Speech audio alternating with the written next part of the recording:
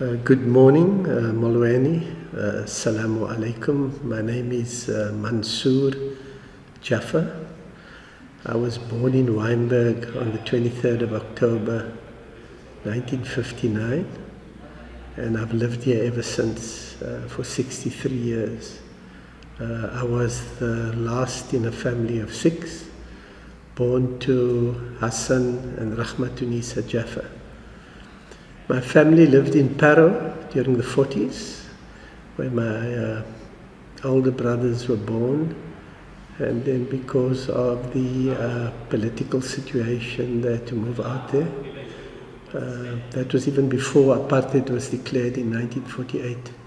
There was, some people don't kind of understand that there was segregation before 1948. During the years of colonialism and injustice. So there was pressure on them in that area to move out. And the one story I remember is that my grandmother, the mother of my father, her name was Aisha Jaffer, she was referred to in derogatory terms in Paro, because my parents ran a little shop, and they used to call her the coolie mate, even though she was a grandmother when she came to collect money on a Friday night from people who bought on the book. In those days they used to buy on the book. So they moved out to Claremont, and then, as we know, Claremont was also declared a white group area, and before that happened they already moved to Wynberg. And the interesting thing that my brother reminded me of the other day is that there was an attempt to declare the whole of Wynberg a white area as well in the 60s. Before that, part of it was declared white, the upper part above the railway line and Plumstead. So half the road in Plumstead was a white area and half the road was a coloured area. As these things are being described in kind of racial terms. Personally, I don't accept the racial categories because we're all part of one human family, but I'm just using those terms as to describe what happened. So there was big talk that they're going to declare Lower Wynberg, what people call Wynberg East, a white area, and so it was very traumatic for my family because the prospect of having to move again to where we don't know. But yeah, it's here in Ottery Road that we made our home, and we lived next to people for many decades, so we got to know our neighbors well.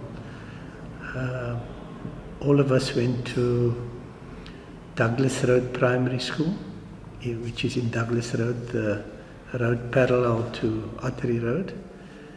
And most of us went to South Peninsula High in Deep River, except my eldest brother was at Harold Cressy.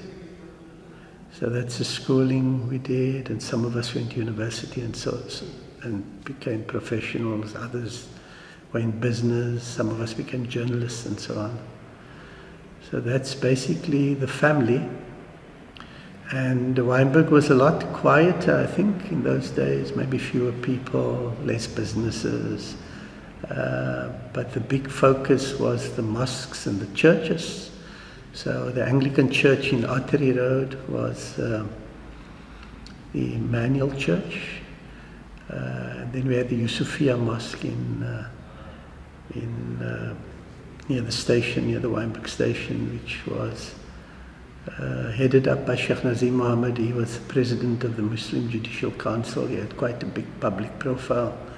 So we had very strong religious institutions. And we also had the Laksharama, as you know, which was like an iconic place in Wynberg where lots of shows were held. And eventually in the 80s where political rallies also took place and lots of activity.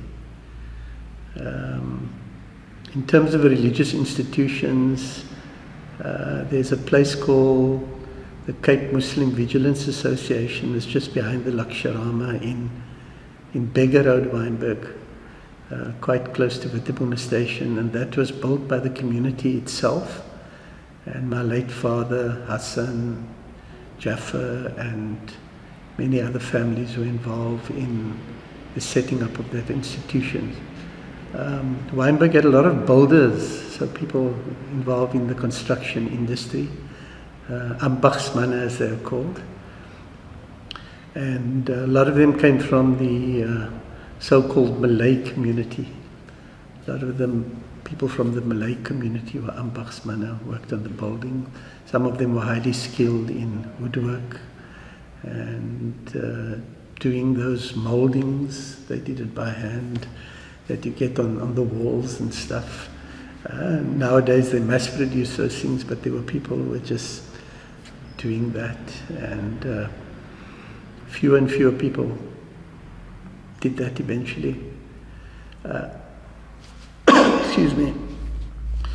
I think like Wynberg was kind of half Muslim and half Christian, so that was quite an interesting mix. And there was a lot of overlap between people, and we interacted with people of various faiths. We even went to church for funerals and stuff, and used to sing hymns like How Great Thou Art and Abide By Me and so on. It was just normal for us. And we used to take food to our neighbors during Ramadan and that kind of thing. So there was that element of togetherness, but sometimes people romanticize that history because there was also divisions. I know in football, for example, Muslims couldn't play at William Herbert Sports Ground for many years. There were different teams of Muslims, teams of Christians and so on. I think that pertained in rugby as well. You would know, coming from the platteland, that there were religious kind of differences in the past and divisions and so on. And so we mustn't gloss over that also. That's part of our history, and there was prejudice from all sides, I think. Because I grappled a lot with that during the liberation struggle, the need to unite people across racial divides, class divides, and religious divides. But I'll speak more about that when we talk about football, because I experienced those religious divides and how they played themselves out in football. So when I speak about football later, I'll mention that.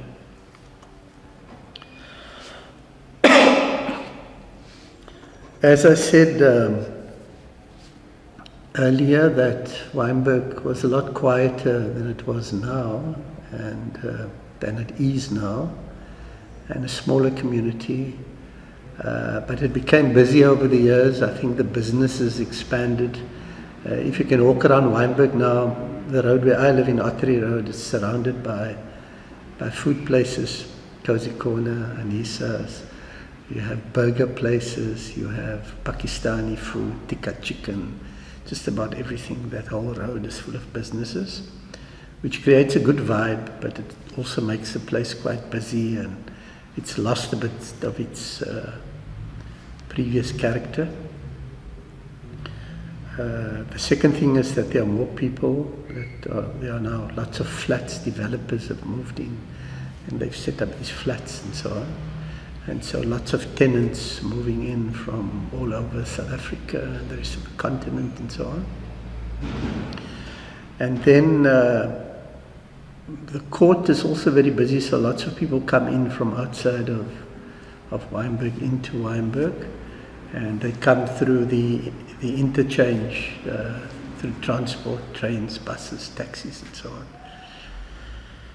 on. So the nature of Wynberg has changed, but you know, one needs to accept that the nature of the world changes all the time. It's just like something that one has to live with. Some people talk about the good old days and so on and how it was, but I don't really see it like that. I think maybe in 30 years' time we'll probably be talking about the good old days today, And that's just the nature of humankind, that we do that. And so Wynberg has changed the taxi industry. I think it was born because of apartheid. People were moved away from the center. And all over South Africa, it happened in Caledon, it happened in Oudtshoorn, it happened all over. Moved away from the center and they needed transport, and so that's how the taxi industry developed. And so we have an abundance of taxi operators in South Africa and actual taxis. And so Artery Road, where I live, became a major route for taxis, going to Parkwood, going to Grassy Park, and so on and so forth. So Wynberg has changed quite a bit, and but there's still a community spirit. We still go to the food places. We know the people, we know the neighbours. The mosques and the churches are still there, and then William Herbert is still there. The nature of William Herbert has also changed because it used to be kind of the mecca of soccer in Cape Town, so-called coloured soccer, where people came from all over to come and play there. And so young people would be walking from the station, in streams of them on a Saturday morning, going to William Herbert, going back. There were teams from Ocean View, there were teams from Retreat, there were teams from Parkwood, there were teams from Salt River like Woodsides and so on.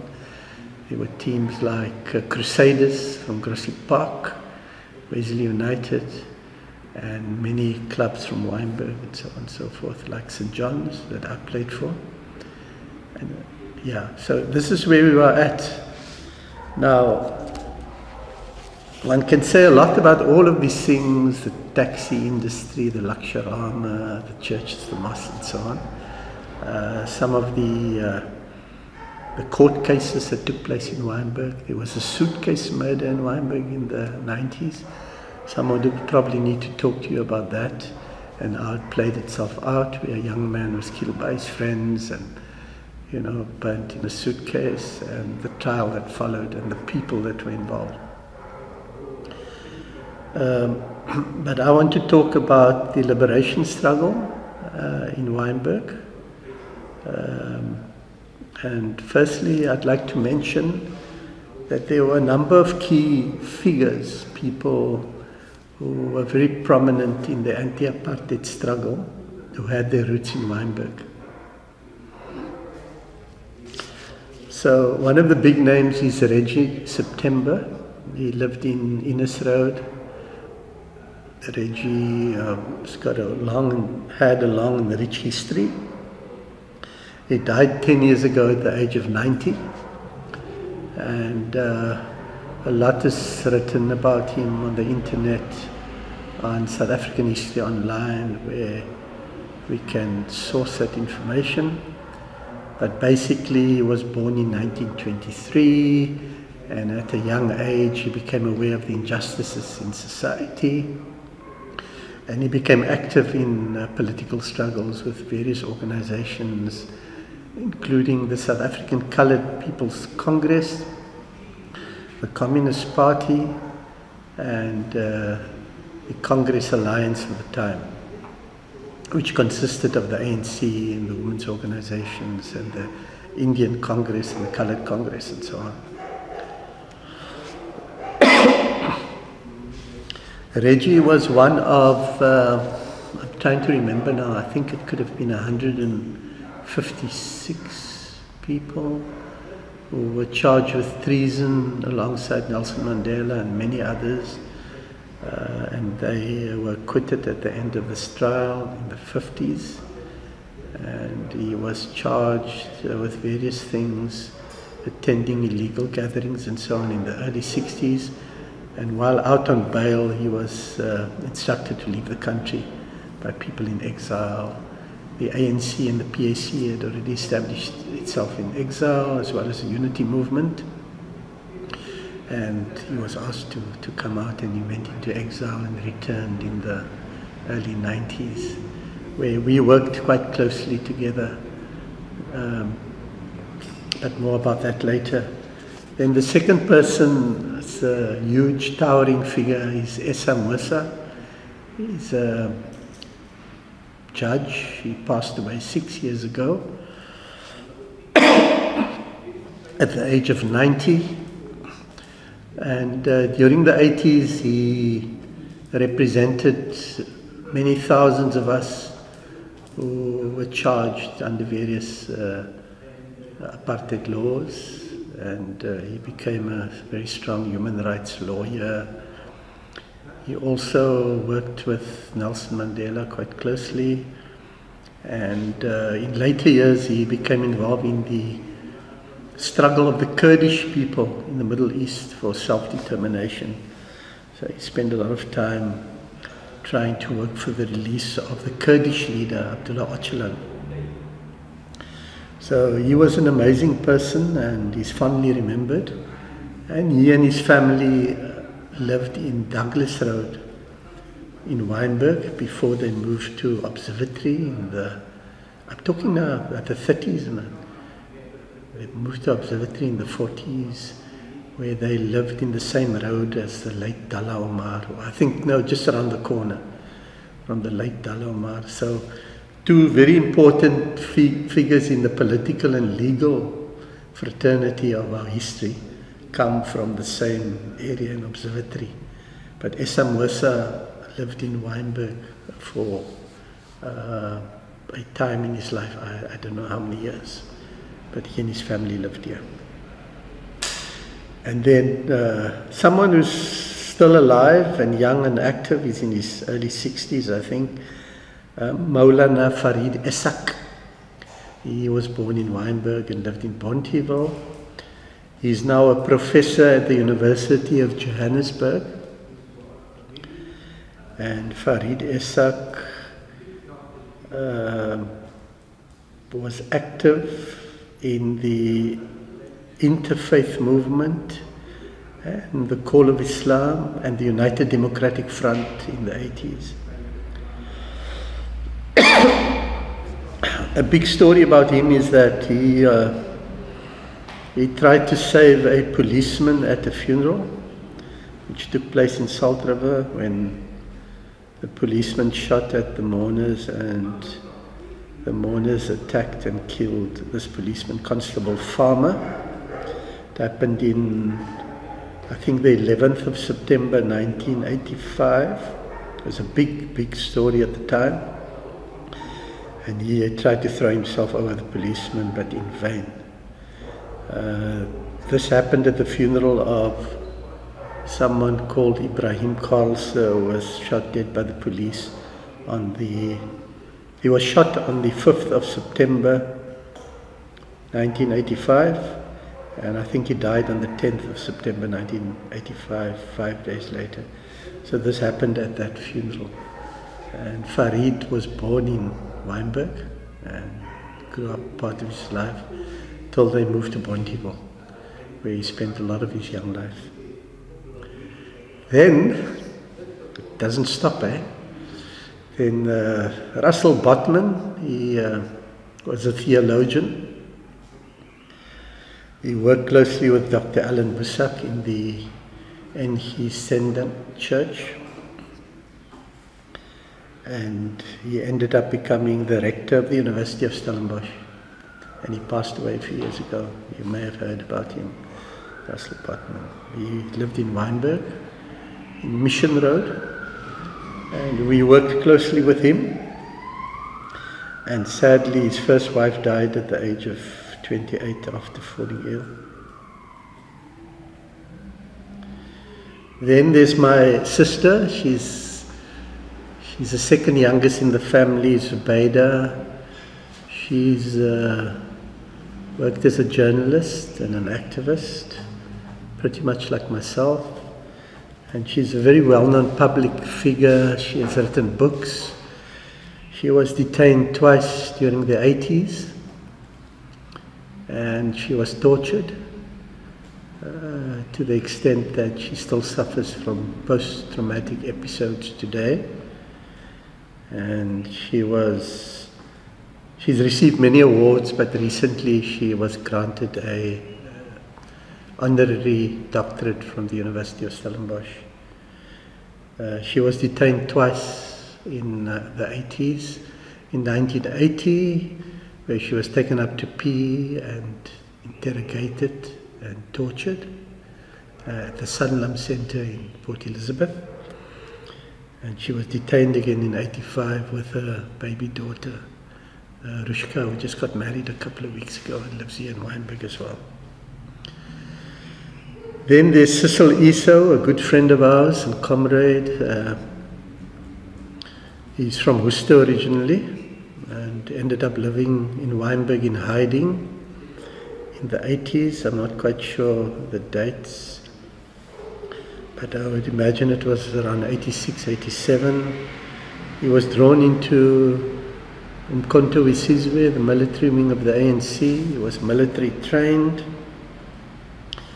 And he moved in with an old couple in Artery Road as a tenant. And the police arrived one night and confiscated weapons and banned documentation. And of course the elderly couple were quite shocked that their very quiet, friendly tenant was a trained military operative. Cecil Eso passed away about 3 years ago, I think. One of the residences at UWC is called the Cecil Eso residence. It's named after him.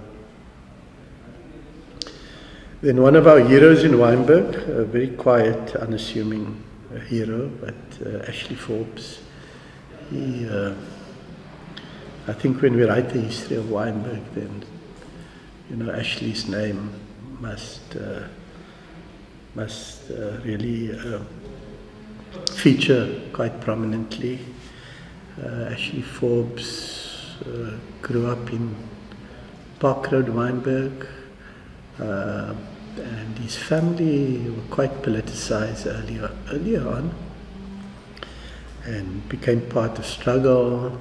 Ashley was part of the youth, and Ashley was drawn eventually into student activism. He was at Witterboma High, and he was a key figure in the resistance in Wynberg.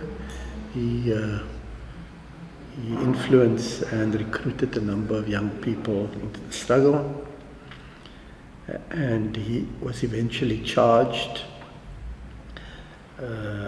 with terrorism in 1986 or 87, and he was imprisoned and sentenced to Robben Island for 15 years. Ashley was very, very severely tortured. Of everyone in Wynberg, he went through a traumatic experience, being tortured, beaten and electrocuted, and everything that you can imagine, water bags and so on, the kind of torture that they use, that the United States uses on people in Guantanamo Bay. Ashley endured that, and the fact that he's come out of that still this warm, wonderful person. I spoke to him yesterday. It's quite amazing, but he's been severely affected by these experiences, and he's trying to rebuild his life now. Ashley worked on Robben Island afterwards, after 1994, and he's now doing various kind of business initiatives and so on.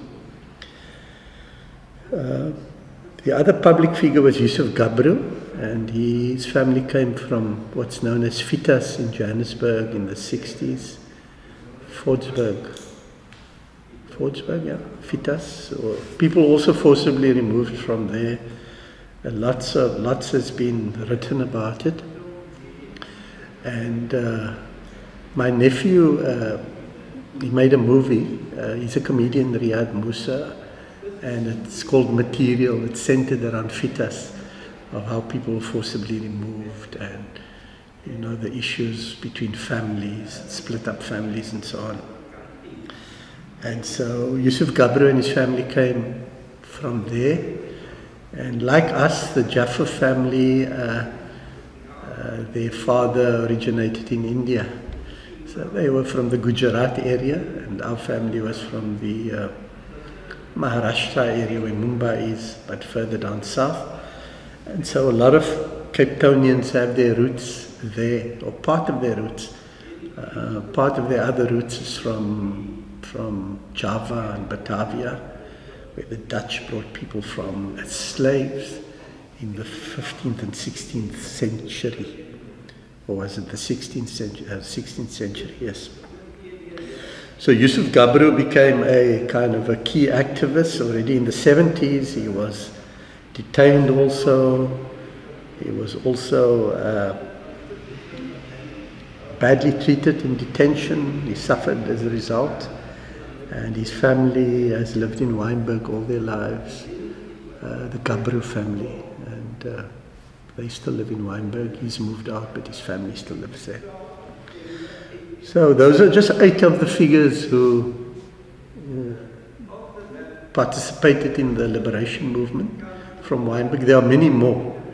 You know, sometimes we focus on people who are in the news and who are known, and some of these have been like public figures, but there are hundreds of others who just quietly made a contribution, maybe thousands, individuals, families, institutions, and so on, in Wynberg.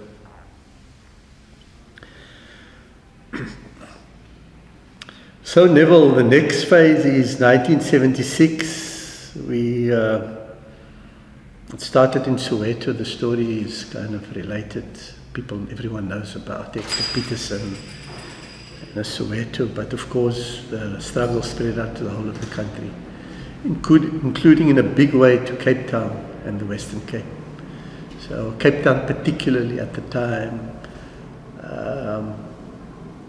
places like Salt River, places like Langa, places like Guguletu, Bondhill specifically, and so on and so forth. But in Wynberg, I don't think that the resistance was that explicit and that public, even though I remember 1 or 2 meetings being held in Wynberg. And my first memory was of a activist, I think his name was Matthew Kluti from Worcester, making this dramatic and fiery speech. And I thought, I was like 16 or 17 years old. I thought this guy must be crazy to get up on a platform like this and say the things that he's saying. Does he have no fear? Is he off his mind or something? That's the kind of impression I got. This guy must be like totally mad. But as time went on, I discovered that there were a lot of radicalized young people who'd been radicalized by the apartheid system. If we recall, because I see these days there are some people, because of the problems in our country today, that they speak now fondly about the apartheid days. But if we recall that apartheid was declared a crime against humanity by the United Nations, that's the first thing, because it was. It removed 3 million people from their homes through the Group Areas Act. And that was the start of the disintegration in communities, ghettos, gangsterism and so on. People being moved far from their homes, families breaking up and so on. There was also various terrible laws, like we grew up not being able to go to Wynberg Park, for example, or attend any school. We couldn't go and swim at Muizenberg Beach. We couldn't go to restaurants, so we ended up going to Cozy Corner, which was the only place we could go to. Couldn't go to white toilets. We used to stand in buses because there were seats that were reserved for whites. We used to get into the non-white section of the trains, even though they were overcrowded and there were other carriages that were not so full. So we were humiliated every single day of our lives by the system, not necessarily by the people, because we were fighting against the system, not necessarily against the people. The system was wrong. And now the day I had a visitor from the UK. He was a white South African, and he married a woman from Kensington. They had to get married illegally because there was something called the Immorality Act at the time. If you get caught, you get sentenced to jail or a huge fine, or you get expelled from the country. And they had to flee the country just so that they could live as a married couple. They had to leave the country illegally. And he came back here, and he said to me as we were walking down Ottery Road, he says, you know what, in his English accent, there was a place here, like a travel agent, and they helped us get out of the country and so on and so forth. I don't know how they did it, or they had false passports or whatever. So I said to him, Graham, you're walking past the travel agent now, here it is. So it's a travel agent's flywheel that's near my house there. They'd actually come there in, I think it was the 70s or something. And Flywheel had helped them to get out of the country, and then they lived in the UK. He's still living in the UK. His wife, Lorna de Smith, too, the one who was from Kensington and who taught at Salt River High in the 70s. She passed away sadly last year. So this was apartheid, racial classification, you know. We couldn't vote, we couldn't work in government really, in senior positions, in the Department of Culture and Sport. Couldn't become a premier, you know, a minister of this or minister of that, whatever. It wasn't just a possibility for us. So I think we need to remember that we come from a very divided past and a difficult one, and that as people of color we were specifically humiliated. But what we realize also is that as we move forward, is that all people were psychologically affected, even those for whom the system had to benefit, because they developed a way of thinking of superiority over others and of hatred and so on. And you see some of that kind of thinking still in the present, not only amongst the white group, but amongst all groups, that we can't seem to meet each other. And so the psychological impact of the colonial period and apartheid is still with us. And if you look at Wynberg, there's also that. We see that. People look at difference as some kind of threat and so on. And they're always blaming the other. If there's crime, then it's someone else. And it's not necessarily us here in Wynberg. It's other people from Parkwood or foreign nationals. This is the way we think. And that comes from the past, from the kind of damage that was done. And someone said we need mass therapy to deal with that. So I thought I just needed to speak about the system because it affected everyone, including people in Wynberg. So the 76 was, the memory I have is that it was very low-key in Wynberg. But in the 80s, things changed in Wynberg.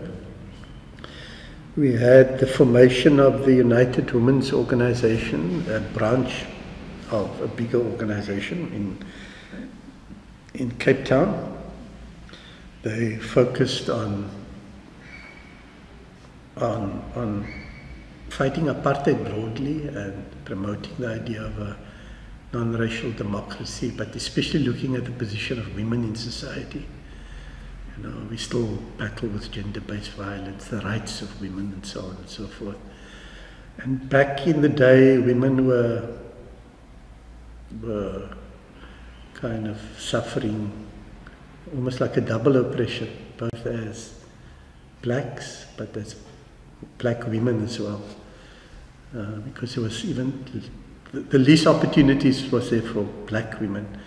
And Neville, when I talk about black back in the day, I mean black, coloured and Indian. That's how we used to describe it. It's everyone who's not white. I see now they have different categories of people. They've broken it up further, you know. But when I speak about black, I mean people who are oppressed under apartheid, everyone. And when we think of like employment equity, and it's for everyone, right, who are disadvantaged, so that we can have redress, because our constitution speaks about redress. So when I speak about black, I'm talking about everyone who's not white, who was discriminated against. So there were various issues affecting black women, and the women got organized in that.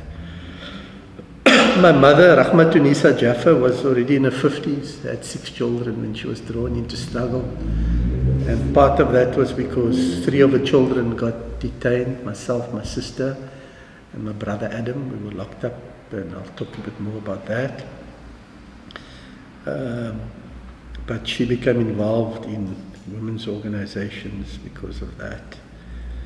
And then we had the Cape Youth Congress, which was also a a unitary umbrella structure in Cape Town.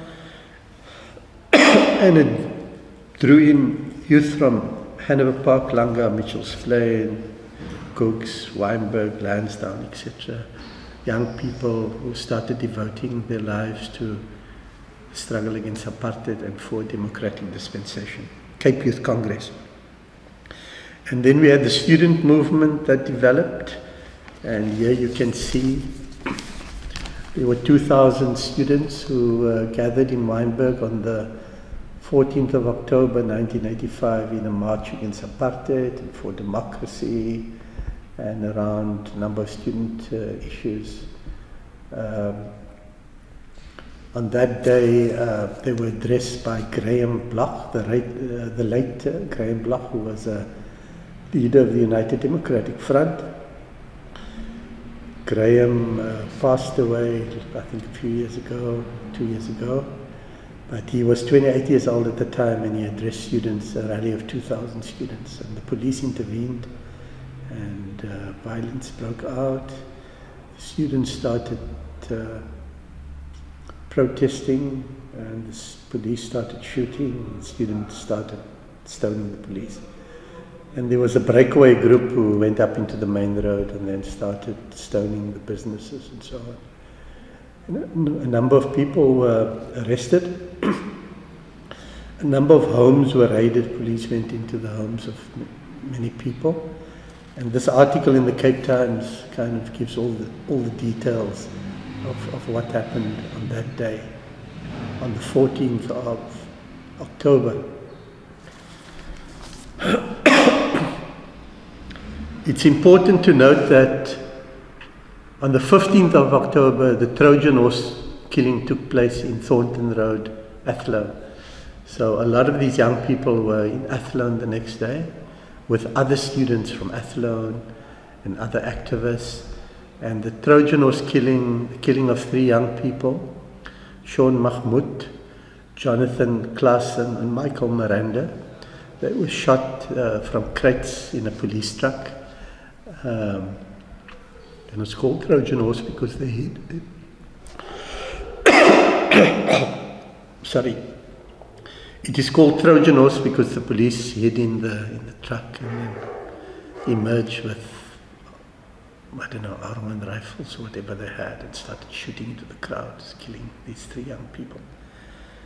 And this shooting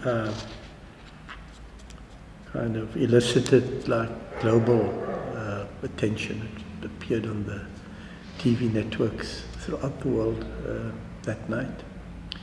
And a lot of the youth from Wynberg were present on that day in Athlone, participating in protest action, as they had been in August of 1985, when we organized a huge march to Polsma for the release of Nelson Mandela.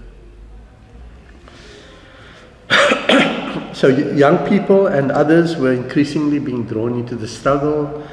I gave you the names of some of the key people from the past, And then we had the generation of the 80s that emerged, many more young people, student leaders, many families who became involved in the struggle, the Pandey family from Bats Road near the Laksharama, just diagonally opposite the Park Road Mosque.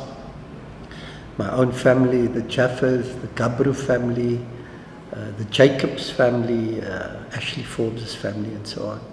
They all became drawn into it, and individuals as well, whose families, some of them may have disapproved because I think parents were scared of what's going to happen to the young people. So some of the parents fear, some because they were conservative, they didn't believe that, you know, there was a problem or we needed to oppose the system.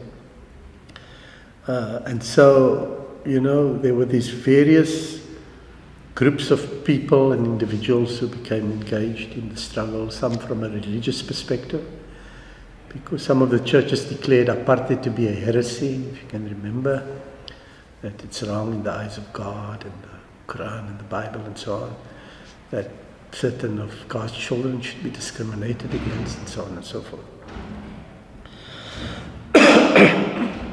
Then detentions followed. Some people were detained for military activity like Ashley Forbes. Some people went, and Cecil Esau, and then some people, besides Ashley Forbes, there were others like Yasmina Pandey and so on, who was part of the Ashley Forbes trial. She was his ex-wife, so the two of them were key figures in that. And then there were others who were detained for political underground work, like myself and my sister Zubaida. And there were people like Adil Murat, he was a doctor from Wynberg, who got killed in Guguletu in his surgery for young people who were on drugs after democracy. After apartheid and during the democratic period, 1998. Those of us we were detained under what they call the Section 29 of the Internal Security Act. It was formerly called the Terrorism Act, and it allowed for 6 months of detention without access to a lawyer, and in our case in solitary confinement. We were kept for various periods, not necessarily 6 months. Some people were kept for 6 months and longer and tortured severely, but some of us were kept for different periods and then released. There was also some who were charged for, in the case of the Wynberg 7, which is also a very well-known story, they were charged with public violence. It's very well recorded, so maybe you should get someone in to speak about that. But 7 young people from Wynberg and surrounding areas were arrested during a student protest. In Bats Road, Wynberg, they were put on trial for public violence, and they became part of what was known as the Wynberg 7 trial, well publicized, well followed. Many rallies held in support of them, and many people gathered when they were eventually taken off to prison for various sentences, ranging from 3 to 1 years. And most of them are still alive. I think one of them passed away. And they're doing various things. One of them became mentally very ill and is incapacitated. He walks around the community now. And some of them got involved in government work after '94. Some of them did very well. Others struggled and so on. So very interesting stories there, which can be unpacked, and maybe we should look at even trying to get some of them in if you haven't done so already. I don't know this list of 60 people who it includes, but those are very important stories. The Laksharama also became a center of rallies, and I believe that when I was in detention there was a concert at the Laksharama against detentions and for the release of people in detention, including myself. I wasn't there, but I heard about it afterwards. And so the Lakshya is a big story, and I think someone is doing a documentary on it, and they may be useful, because besides the political struggles that took place there, in and around the Lakshya and the vigilance at the back, there was also the music and the art, and there's lots of stories about the cinema as a segregated cinema, and that some artists refused to perform to segregated audience. They insisted, like, the audience must be mixed, and how some people pretended to be colored. And there are a lot of stories there, from the musical perspective, from entertainment perspective. Ronnie Kwaibal, who ran it, and so on. Fascinating. And that's about part of the Wynberg story, a big part of it.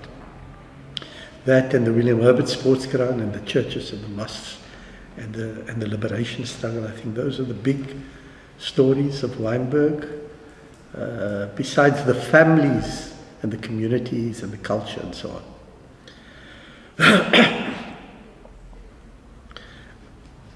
All right, then,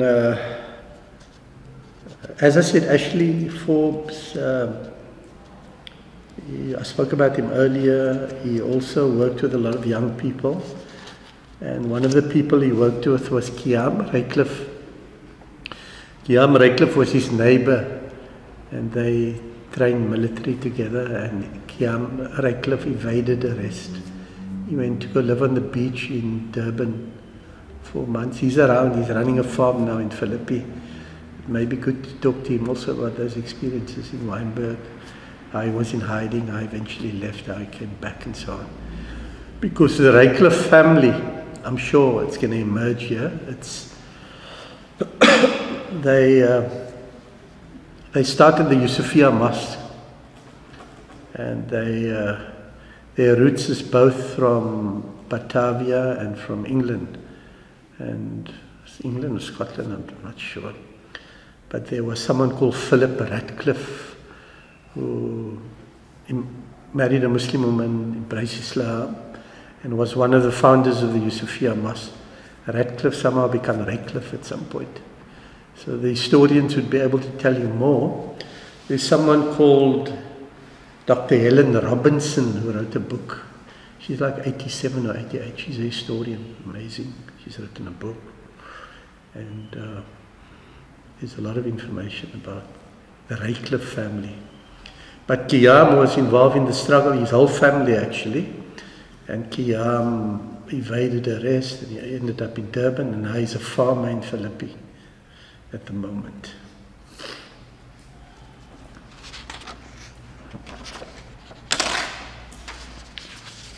Okay, so in terms of,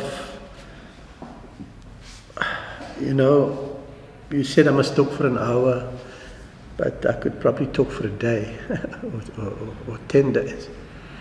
So I'm trying to focus in on some aspects of the struggle, only a few really, but to mention again that there were thousands of people involved in Wynberg and surrounds. There were many families. There were many protests in Wynberg. I showed you one of them, but there were many more. There was a rally in the Witterboomer, this was called the Witterboomer Civic before. We call it now the Wynberg Civic Association. The name was changed because the reason why it was called Witterboomer is because there was these separate political structures. There was, the mainstream was called Wynberg for the whites. There was a Wynberg town hall. And then the colored area was called Witterboomer. And they had a Witterboomer management committee, eie soortigheid of the time. If you can remember, they had a tricameral system for whites, for whites, coloreds and Indians. And blacks were excluded, the black African. And they had these management committees, puppet bodies with really no power. But they had a Witterboomer management committee, and this part was called Witterboomer. The reason why it was called Witterboomer is because there were silver trees that covered most of Wynberg in the, I don't know, 18th century and so on. At the time when Mr. Batts, there's a Batts Road now, Mr. Batts from England, he owned much of the properties in Wynberg.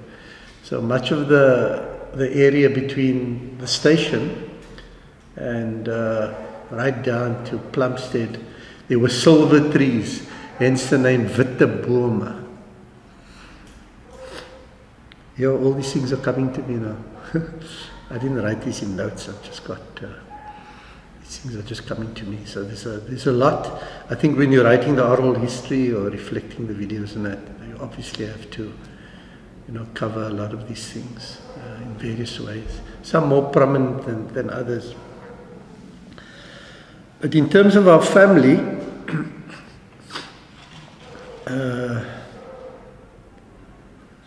I think in our family there was always like a political awareness, because we had come from Parow, where these things happened.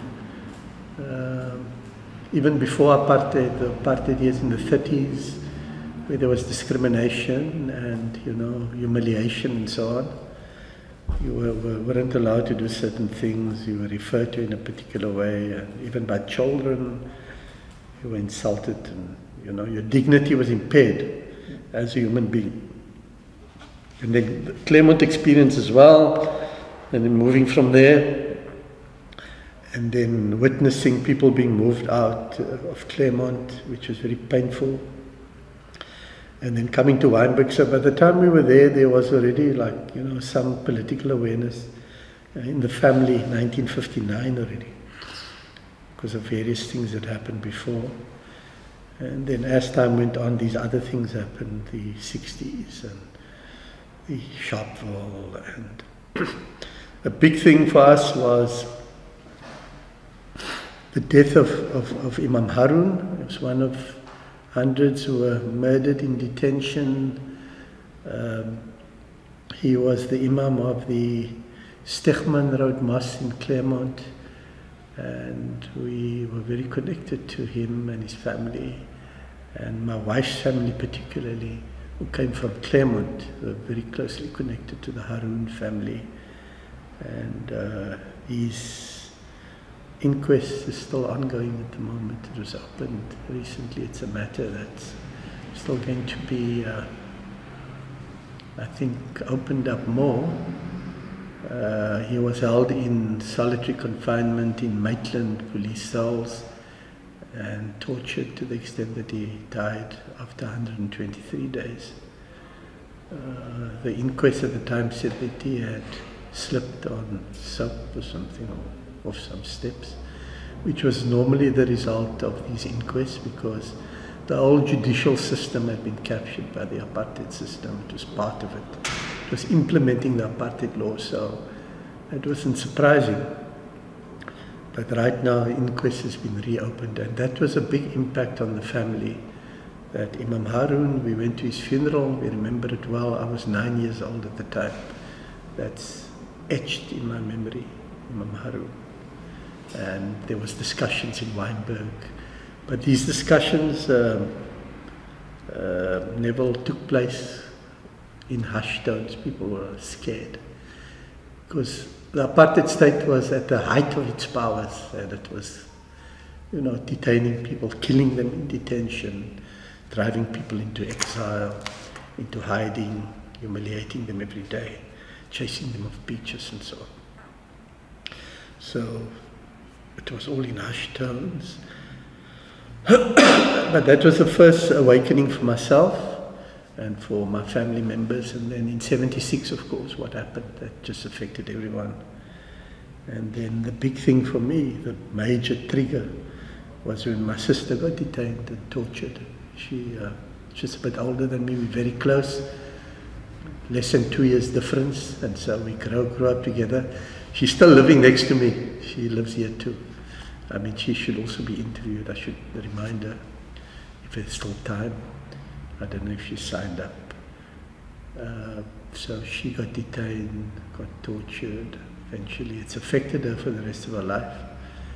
And that really triggered me into action. So I became active in organizations, in campaigning and so on, which then eventually led to my detention as well. In 1985, I was detained on 2 occasions. The first time under Section 29, which I described earlier. It was a very cruel method of detention, solitary confinement, no access to lawyers. You'd get interrogated. You would just be allowed out of your cell, which was 2 meter by 2 meters, for about an hour a day, because prison regulations dictated I was in Pollsmoor. At the same time as Mandela was there in another section. We were in the maximum security section of Pollsmoor, and so, but regulations dictated that you had to go out into a yard to exercise. And so I was there for like 27 days before I was released, and then 2 weeks, September, October, about 2 weeks, 3 weeks later, I was detained again under the state of emergency on the 25th of October, 1985. There were mass detentions, I think about 30,000 people. Numerous people from Wynberg got detained, both in 85 and 86 under the state of emergency. Teachers and students and other activists and priests and imams and all got detained. And we landed up in your neck of the woods in Paarl, Victor Verster prison. And but of a distance from you. Caledon also had a prison called Helderstrom. Yeah. Because I went there one day to go fetch a guy from Oudtshoorn and was released. And, he was in Helderstrom. To go fetch him, Philip Goliath. So, but we were held in Victor Verster for 2 weeks. It was bad, but it wasn't like the solitary confinement, because I was in a cell with 20 other people, and we weren't interrogated or tortured or anything like that. We were just put there. I suppose they wanted to, take out the ringleaders and the activists, 30,000 people, so that they could bring calm. That's the way they reasoned, and just lock them all up. But I was out in 2 weeks again. They released me and back home. And my brother Adam, I also was on the run for about 6 months during that period, 1986. In Wynberg, eventually I had to leave Wynberg as things hot up, because you would be followed, and there'd be the security police all over, and they'd have spies as well, people working for them, paid by them. So I was living all over in disguise. I had to cut my hair, cut my moustache, wear sunglasses in winter, wear a hat, wear fez, whatever was required, so that I could operate in hiding. And also we met other people who were in hiding and also in disguise, to the extent that some of your friends, you couldn't recognize them sometimes. I remember meeting at the Baxter one day in the foyer, and one of my colleagues who worked with me at a community newspaper, Salim Badat, came in, and I never recognized him till he was very close. So that was the 80s. And many people in Wynberg were detained, too many to mention. The 2 people who got detained for the longest period were Adil Murat and Tirhan Swat. Adil was released after a while, but Tirhan was kept for a whole year in Victor Verster prison, just in terms of emergency regulation. Not charged or anything, ever. Just kept there for a whole year. And I think he was teaching at Sinton at the time, Alexander Sinton. But he's a Wynberg boy, his whole family. His father, Nabil Swat, was also detained. With me in Pollsmoor. And he was later detained as well. He was very active in the liberation movement. He's all Wynberg people. So my brother Adam, he was active in the United Democratic Front and also in the business community, the Butchers organization. And he was detained because he had a June 16th poster on the window of he was running a service station at the time. And I had been one of a group who had gone around Wynberg putting up these posters in various shops. People agreed and so on. And then I put one in his window. He wasn't there at the time, but his manager was there. And then I put one up, and then the next day I think they came to detain him, and they kept him for 6 weeks. Till the matter went to court, and then he was released by order of the court. But he was there 6 weeks. It really affected him badly. He had a young child at the time. And so my brother also, and my parents, they had to go through all of this every time. So when we were detained in the middle of the night in Wynberg, it normally happened at 4 in the morning in Artery Road at our home. Then my parents also, were disturbed and traumatized every time. And so it was very hard for them every time an individual child gets detained. But my mother became quite rebellious. She used to set off the alarm there in Artery Road of the house when the cops come. And then the neighbors all wake up. And the police never liked that because they would like to come quietly in the middle of the night. That's why they used to come at 4. And my mother used to put up signs in our garden in Artery Road, release my son or release my daughter. Big, and the police used to come, remove it sometime, break it, that kind of thing. So that was the struggle in Wynberg. There were protests, there was resistance, there were detentions, there were lots of families involved. There was support that people gave for people in other communities, poor communities, food they made, blankets they provided when people's shacks were broken. Because the other thing that we need to remember is that we talk about apartheid and the crime against humanity. There was also the influx control, the pass laws. So African black people weren't allowed to live in the cities. They needed passes. And they were hounded, they were arrested and so on. And their shacks were broken down because they weren't allowed to live here. They had to go live in the homelands. They can only come here if they must work. And they've got a pass. So people's homes were regularly broken down across Cape Town, in Modderdam, down near Belleville, in Crossroads. In Hout Bay, I remember there was a place called Dyser River, where people set up shacks.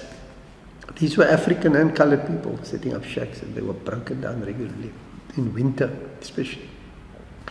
And so in the Wynberg community, because it was a bit better resourced than the township community, people would raise money, food, blankets and so on.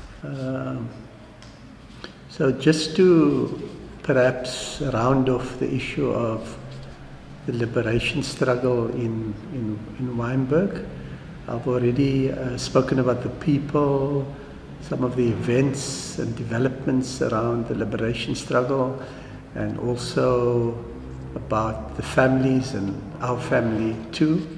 But I just needed to mention that during the 80s, the Park Road Mosque was invaded by police in boots, and that was really seen as a very bad thing by the residents, because a religious institution had been invaded in this way with complete lack of respect or regard for its sanctity and so on.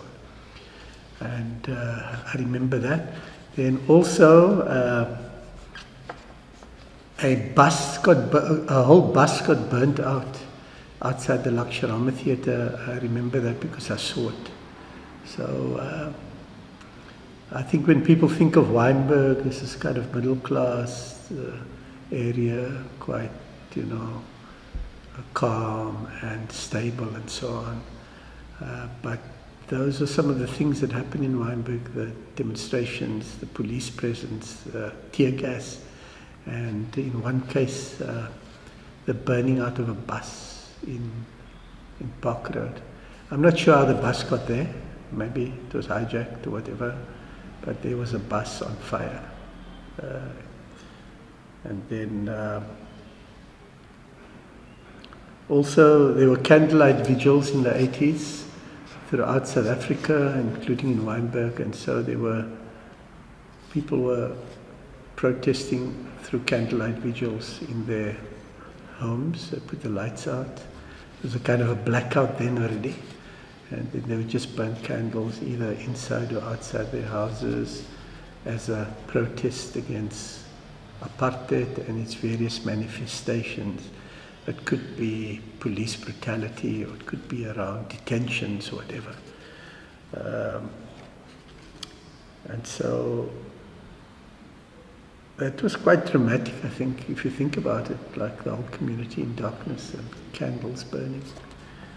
And the police on one occasion were quite enraged by this protest, and they were seen hitting candles with shamboks in Park Road one day. Candles that were outside the homes in containers. They would go and just hit them.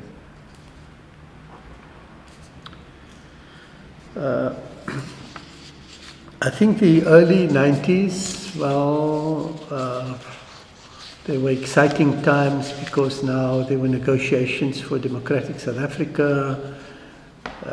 This kind of energy and the fever also hit Wynberg, and so the ANC was unbanned, and I became the first chairperson of the branch in 1990, and there was a lot of energy about, what kind of policies do we need for a new South Africa, bringing people together, looking at, the political system, elections, new health system that we could have, education, a whole range of things. That energy was there, and on the other hand, there was political killings taking place. 14,000 people died between 1990 and 1994 in mainly state-sponsored violence. Some people called it black-on-black violence, but that's not the accurate descriptions. It was part of the strategy of destabilization, because there are a lot of people who didn't want change to happen in South Africa. So they set people against each other on trains, and people got thrown off trains, and there were massacres in various communities, engineered by this third force and so on. And we thought it was aimed at weakening the liberation forces before have an election and so on.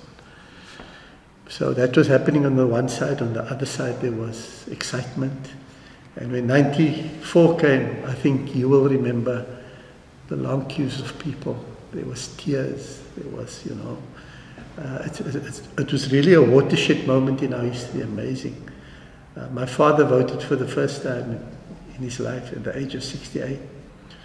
So a lot of emotions of this whole history of ours, not only 48 years, but hundreds of years of separation of the people, of colonialism, of the slavery that took place, of the Khoisan people who suffered, of the black people who suffered, of the white people who took a stand, some of them being ostracized by the communities, having to go into exile. All of that history was weighing on us, and the elections and the inauguration of Mandela were like big things in our lives, big things. There was jubilation, joy, hopefulness, and so on. And my father wept when he voted for the first time. And then he went to the Union buildings where Mandela was inaugurated, and he cried again. It was like, my father was never kind of a guy who was emotional and so on. But if I think back, age of 68, you've now lived through all of that. Now you come to this point.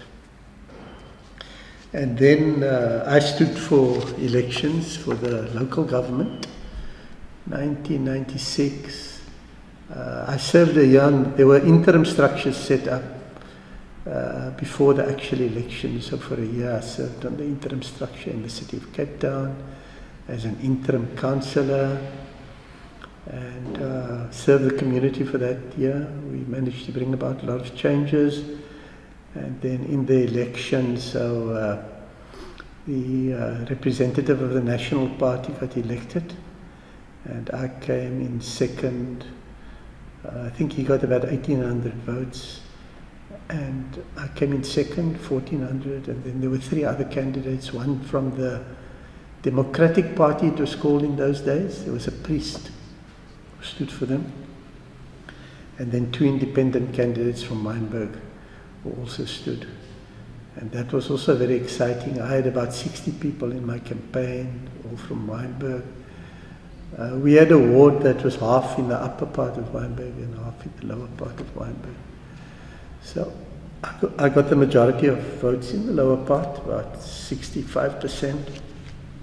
But in the upper part, I hardly got any votes of Wynberg in the white side of Wynberg, which I expected.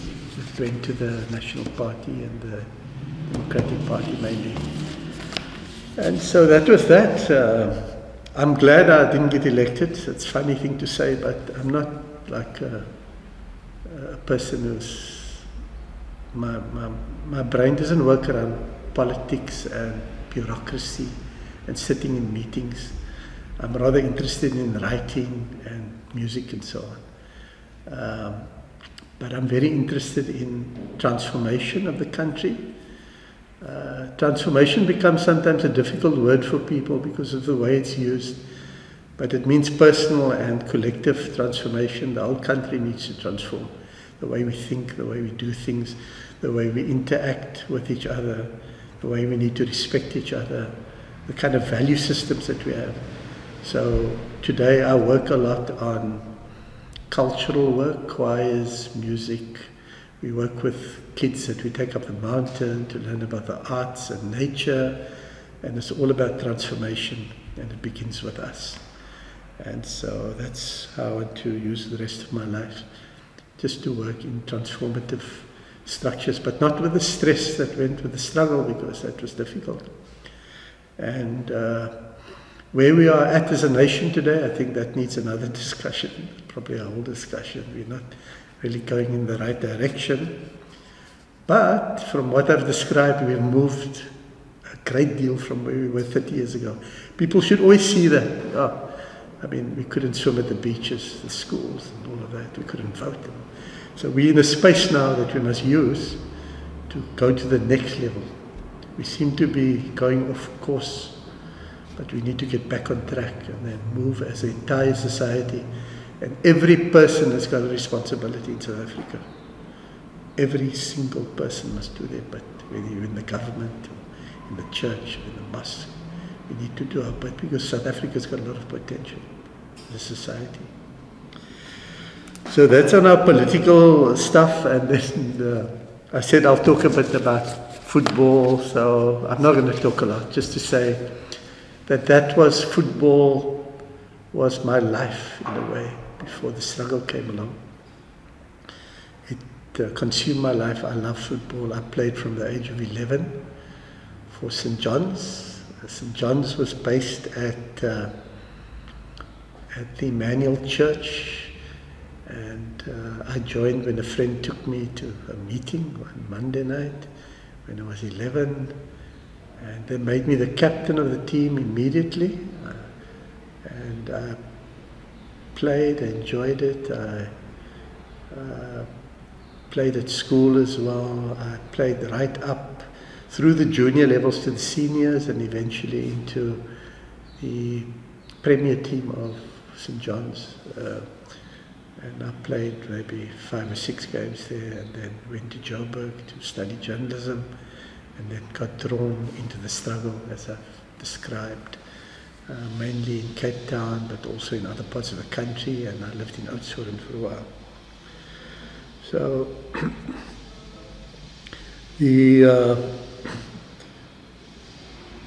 I played in a couple of big games, so you always remember that from a football perspective, knockout finals and stuff like that.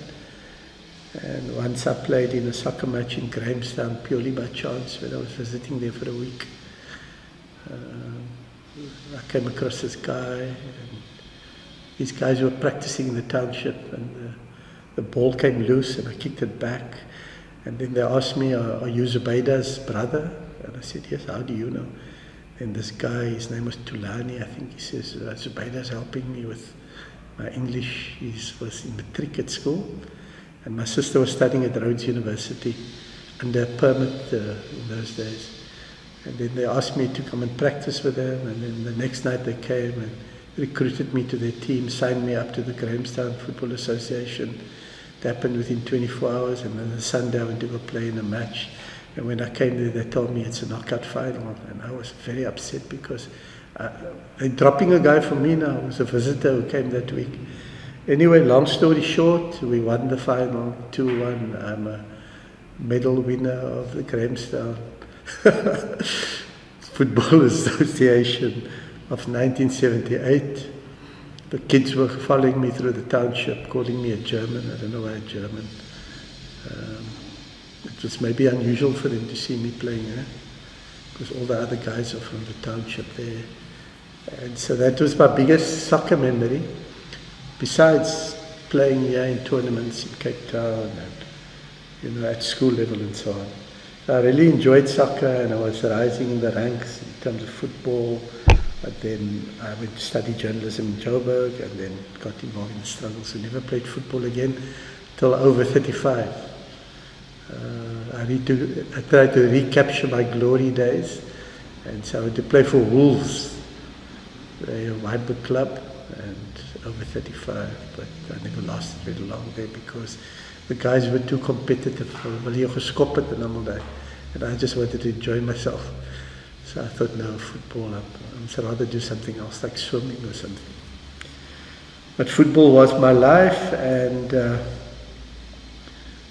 in 1985, when I was detained, I was already finished with football, but still connected to the people from the club. There was someone called Mac Campbell. He was a worker. He worked in a job at UCT in the sports department, I think administration. Come mid-level job. He was a worker, part of a trade union and all of that. And I don't think he had much schooling, but he was one of those brilliant guys. He could run the club. He was articulate. He used to drink quite a bit as well, but I really liked him. And I thought he was really, like, maybe if he had been given other opportunities in life, maybe economic opportunities or political opportunities which we were denied, then he would have maybe played a bigger role in society. He was a guy like that, but could have maybe been a leader or a politician, corporate leader or something. But he had learned through the hard school of life. That's Mac Campbell. And so he sent me a ball to Polsmo, a soccer ball. My mother had to go drop off food for me, and the police took it, the food and the ball. And then a ball arrived from the club. It was really very moving for me, because I'd spent my whole life, young life, with the club. And the fact that these guys could do this is an act of solidarity. You see, one of us is in detention, and we're going to send him a ball, and they allowed the ball in, which was quite weird for someone who's in solitary confinement. So I had a ball in my cell, and a toilet, and I also had a wash basin and a ball. And then during the practice hours, I used to go and take the ball out in the yard and then kick the ball around. So then in football, just very quickly, Neville, the football was segregated also. So football for colours, football for Indians, football for whites, football for blacks. So we played in a segregated setup. But we also used football to keep communities together those days. So it was a powerful platform, keep the people, the youngsters occupied. And we also used football for struggle. So we set up a team that used to go play in Guguletu. We weren't allowed to be in Guguletu, you needed a permit. So in 78, we used to go play there, a number of us who were from St. John's. And we also then used that as a platform to organize people. And then some of the clubs are amongst the oldest in Cape Town.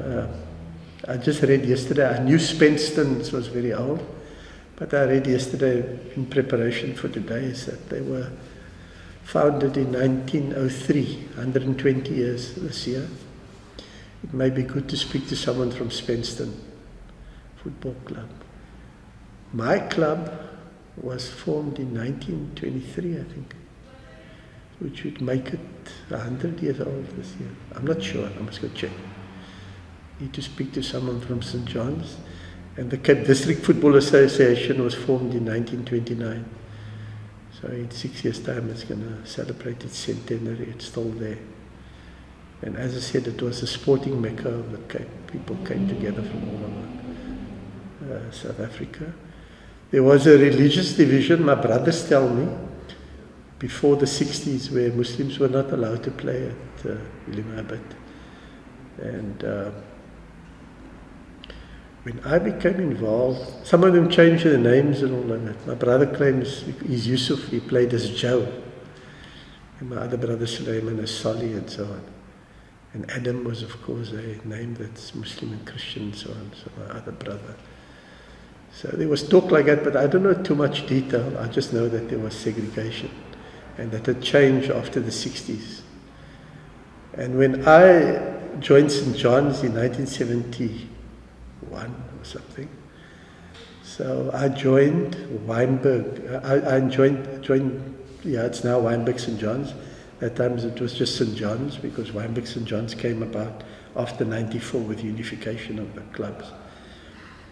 So I didn't know this, I didn't take notice of this religious thing.